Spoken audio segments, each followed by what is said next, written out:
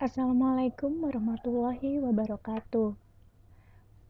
Baik, untuk kali ini Bu Salvi akan menjelaskan tentang rumus atau fungsi VLOOKUP dan HLOOKUP. Jadi, untuk rumus VLOOKUP dan HLOOKUP ini kita akan membaca data. Kalau misalnya yang VLOOKUP,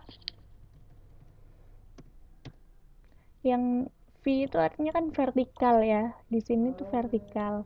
Berarti dia membaca datanya secara vertikal. Kalau di dalam Excel, vertikal ini ditujukan dengan lambang kolom yang ditandai dengan huruf ya di sini.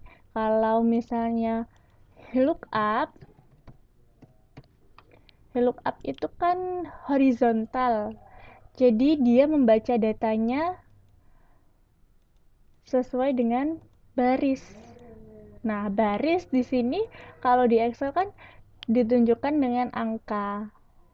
Itu bedanya ya. Jadi, kalau misalnya VLOOKUP, biasanya data untuk acuannya, di sini kan ada data acuan.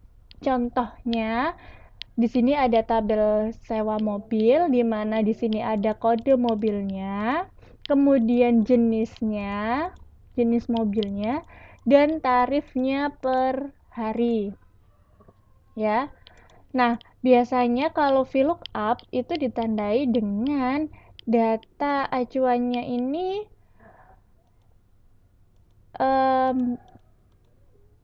memanjang ke bawah ya. Jadi berupa list seperti ini, memanjang ke bawah. Karena dia membaca kolom nanti. Beda dengan yang sini. Nah, nih misalnya sama tabel sewa mobil, cuman yang di sini kan dia nanti kita menggunakan rumus VLOOKUP yang di sini. Jadi tabel acuannya ini memanjang ke samping. Jadi nanti dia akan membaca baris, tarif di sini, baris ke-5, ini baris ke-4 dan seterusnya. Ya. Di sini ada kode juga, kemudian di sini ada jenis, di sini ada tarif. Jadi dari tabel acuan atau data acuan aja sudah beda bentuknya. Jadi kalau kalian menemukan misalnya nggak diketahui nih kita akan menggunakan rumus apa, lihat aja sumber datanya ini bentuknya gimana, memanjang ke samping atau ke bawah. Kalau ke bawah dia pasti menggunakan VLOOKUP, kalau ke samping dia menggunakan HLOOKUP. Semoga sampai di sini bisa dipahamin ya.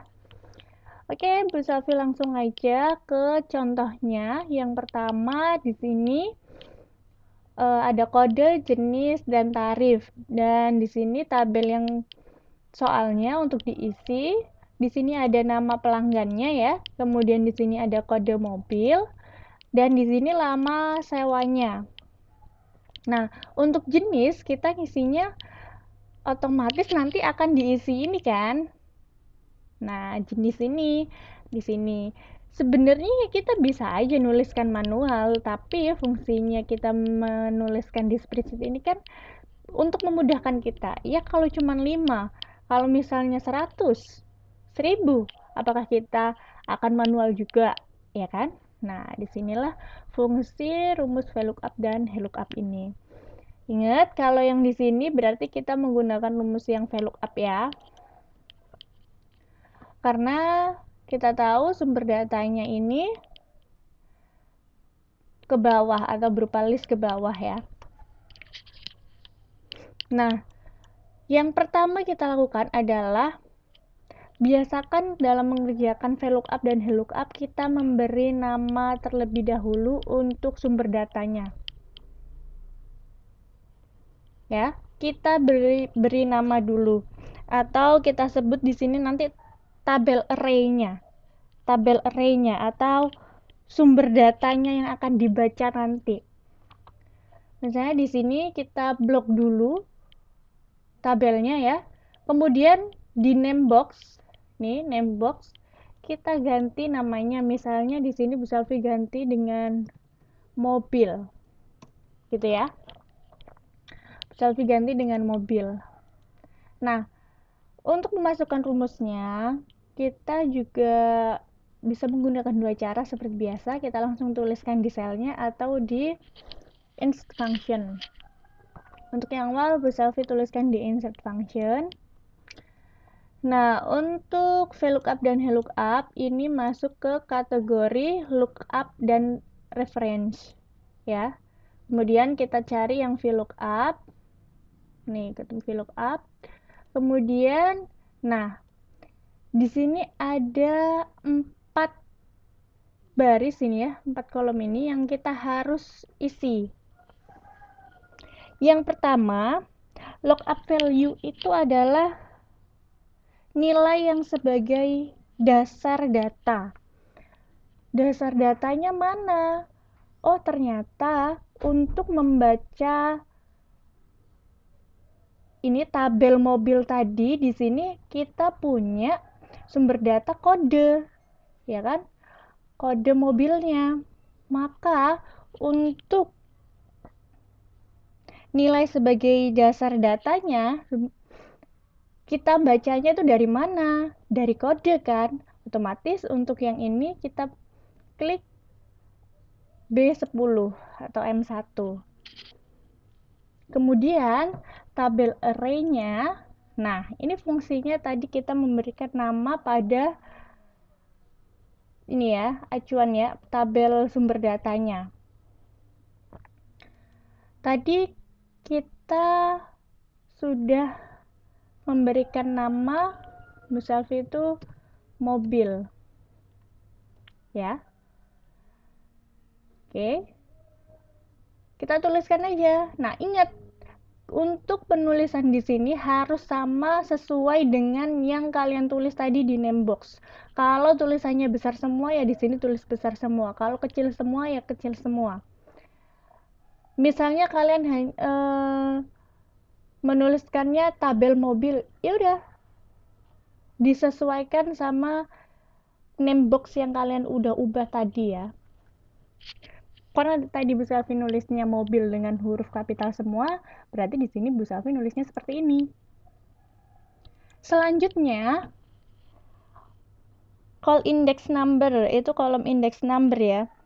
Ini merupakan nomor urut yang menyatakan posisi kolom dalam tabel sumber tadi. Nah, untuk jenis ini kan kita maunya keluarnya ini nanti kan tulisannya di sini. Jadi, kolom index number-nya dia itu kolom keberapa sih dari tabel jenis ini? Gitu maksudnya. Jadi kalau kita lihat di sini berarti kan dia ada di kolom ke-2. Kode kolom ke-1, jenis kolom ke-2. Berarti kita tuliskan 2. Selanjutnya untuk ring lookup itu kita tuliskan false.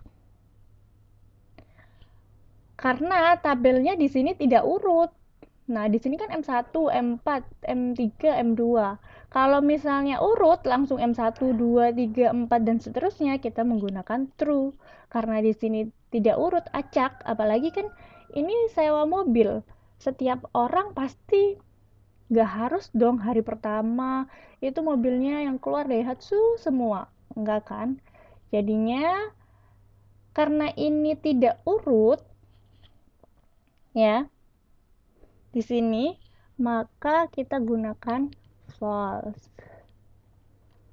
Yang sering kita gunakan emang false ya. Oke, kemudian kita klik oke. M1 ternyata apa? Benar ya, Daihatsu. Kemudian kita langsung tarik aja ke bawah. Nah, untuk M4 apa? Suzuki, benar ya. M3 apa? Mazda, dan M2-nya Honda. Sampai sini semoga bisa dipahamin ya. Nah, untuk total biaya selanjutnya nih, Total biaya sama. Kita menggunakan rumus yang seperti tadi, harapannya keluarnya ini, ya kan? Cuman nanti kita harus kalikan juga dengan lama sewa, karena ini tarif per hari. Oke, yang pertama kita masukkan dulu rumus VLOOKUP-nya. Bu Safi untuk yang kedua ini langsung tuliskan di selnya ya. VLOOKUP, kemudian sumber informasinya mana, ini kan kode, kemudian tabel array-nya tadi Bu Salvi tulis mobil, kemudian kolom index number-nya berarti nomor 3 ya, kolom tarif kan ini di sini kolom ketiga, kemudian yang terakhir untuk ring lookup-nya itu false. Oke, nah ini kan yang keluar Daihatsu nominal per harinya, biaya per hari, sedangkan kita harus kalikan dengan lama sewa. Yaudah, kalian tinggal tambahkan aja. Di sini Bu Selvi sarankan di depan tambahkannya, kalian kalikan dengan lama sewa kali. Oke, Daihatsu nominalnya tarifnya per hari 500 dikalikan 3 itu 1.500.000. Bener ya, kita tarik aja ke bawah. Honda tarif per harinya 400 dikalikan 4 hari berarti 1.600.000 gitu ya. Mudah sebenarnya kalau kalian pahamin. Oke, untuk contoh yang VLOOKUP selesai, semoga bisa dipahamin. Selanjutnya yang VLOOKUP. Intinya sama, cuman yang VLOOKUP ini kan membaca datanya membaca data sesuai baris ya, kalau tadi kan kolom. Ini sama, misalnya nih Bu Selvi di sini bedanya cuman kode ya, nggak masalah, ini kan sesuai dengan yang di sini. Langkah pertama untuk mengisi menggunakan rumus VLOOKUP dan VLOOKUP adalah kita harus memberi nama terlebih dahulu atau mengubah nama untuk tabel array-nya atau tabel acuan data, sumber datanya. Nih, Mas Selvi misalnya tuliskan lagi namanya mobil ya. Sorry. Misalnya di sini Bu Selvi namanya sewa mobil. Oke, namanya sewa mobil ya.